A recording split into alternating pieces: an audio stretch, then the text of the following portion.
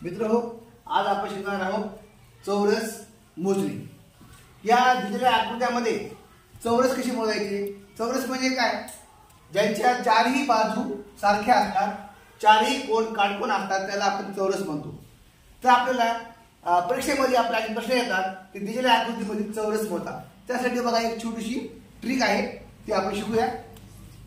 आता या ठिकाणी बघा, या पहिल्या आकृतीमध्ये चौरस किती येतात यासाठी मी काय करणार आहे, वर्ग मांडणार आहे। 1 चा वर्ग, 2 चा वर्ग 4, 3 चा वर्ग 9 आणि आता पूर्ण वर्गांची आता मी बेरीज करणार आहे। 1 + 4 + 9, 9 आणि 4 13, 13 ने 14। तर या दिलेल्या आकृतीमध्ये 14 चौरस आहेत।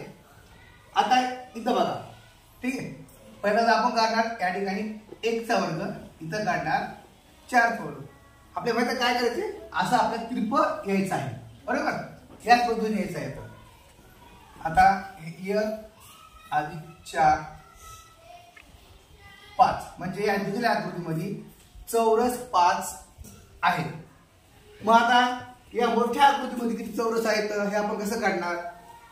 1 चा वर्ग, 2 चा वर्ग 4, 3 चा वर्ग 9, 4 चा वर्ग 16, 5 चा वर्ग 25, 6 चा वर्ग 36। या सर्व वर्गाची आपण आता बेरीज करू। 1 4 9 16 25 आणि 36 बेरीज। 1 आणि 4 5, 5 आणि 9 14, 14 आणि 6 20, 20 आणि 5 25, 25 आणि 6 31 ला 1 हात 4 3, 3 आणि 1 4, 4 आणि 2 6, 6 आणि 3 9। तर बघा, या दिलेल्या आकृतीमध्ये एकूण चौरस आहेत 91।